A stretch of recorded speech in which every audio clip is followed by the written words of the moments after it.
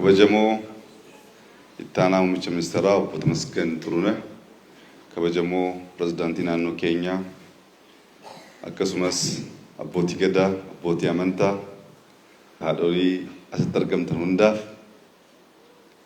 ሁንደዱር ሃለከናን ኢጀ መተባይ ጃለን ሀዊ በረዴራ ቦዴ የሮባየ ከሮስኔ ጎቹ እንደንደኝ ሀዊ በረዴራ ቦዴ ኢጃን ኢስናርጉ ደንደው ኪያት ገመቹ ነትደጋሚ ጉዳ እስኒብሱ ወርባት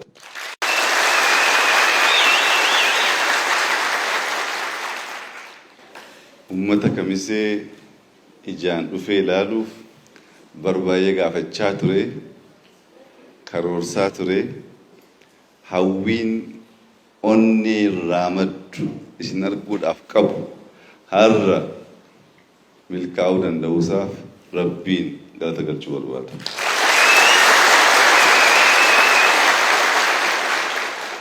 ሀራፍ ኤርጋ አዳ እስኒ ሂንቀቡ ኤርጋን ኪያ ኢስናርጉ ሀዌ ቱሬ ኤቦዴ ቱሬ ኢስናርጉ ዋን ደንዴፍ ገመቹ ነጠጋሚ ዱባስ ወርባት manni kun ummata seenaa guddaa qabudha. Gootummaan jaalalaan hojjetee buluun ollaa nyaachisuuf ollaaf nagaa kennuun ummata beekamudha. Ijoollummaarraa kaasnee seenaa keessan dhagaa eenyummaa keessan baraa guddanne haala kanaan isin arguu danda'uun keenya waan guddaa woo ta'e illee namoonni gariin yaadatu ta'a Ramadaan lamasadii dhaamsa isin ergeen ture lapheen koo si wajjin jiraachisa isinuu beektu jechuudha.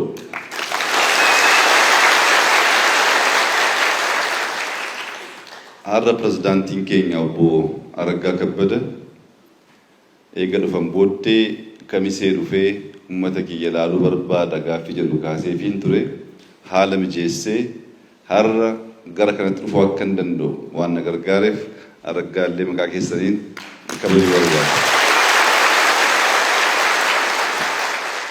Wanti guddaa wal iyyaafachuudha. Wanti guddaa wal barbaaduudha.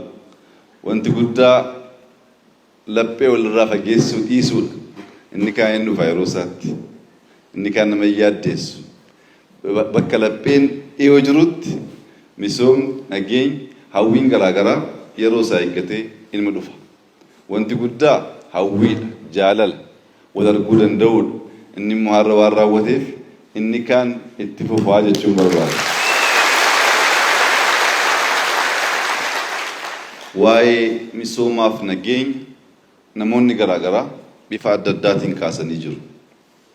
Uummanni kamisee uummanni walloo akka beekutti jaalalli keessoo irraa madda. Wanni irraa madda. Nageenyi keessoo irraa madda. Namni keessoonsa nagaa hin qabaatin, namni keessoonsa jaalala hin qabaatin bakkee irraa bitachuu haa yaalu malee hin danda'u. Nageenya asii madda, keessaa madda. Jibbiinsi, tuffiin, ana maleen, of tuulummaan jiraannaan nageenya rakkisaa.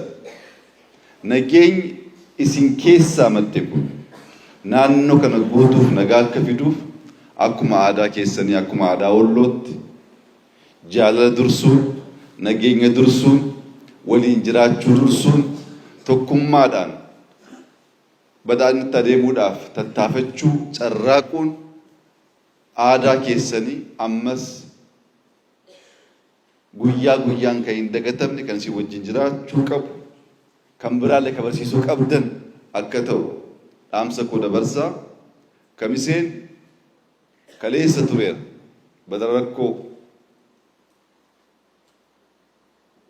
baran danda'ame tokkummaa keessan eeggattee jiraattaniittu. Kana booddee misoomni dhufee ijoolleen keenya hundaa ol dhaloonni borii dhaloonni ittaan jireenya gaarii jiraachuu akka danda'aniif irra deddeebinee bitaa mirgaan isin ilaaluudhaa hin yaallaa waliin taanee haa hojjennu haa jabaannu hin yaadda'inaa. Badhaadhinni biyya kanaa hin dhufa, jijjiiramni hin dhufa. Wanti yaanne hunda Rabbii waliin ilma milkaa diinni hayaadu malee hatattaafatu malee nu dhaabuu hin dandeenye maaliif rabbiin nu wajjin jira waan ta'eef.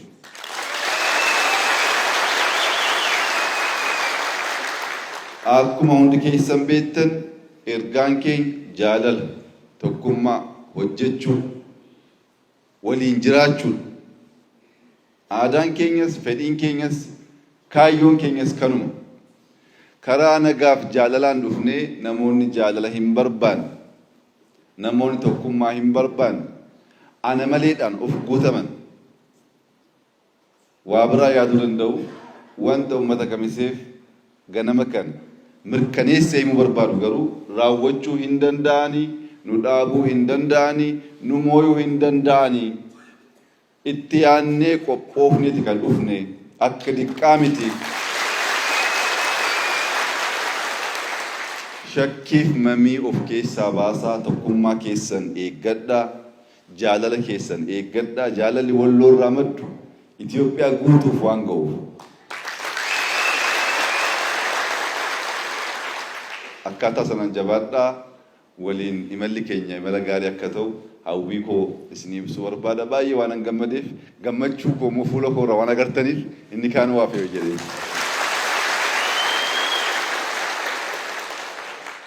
ዛሬ በጣም ደስ ብሎኛል። ከምሴን ለማየት በብዙ ጓጓ ነበር። የከምሴ ህዝብ በታሪኩ በፍቅሩ በባህሉ የሚታወቅ ነው።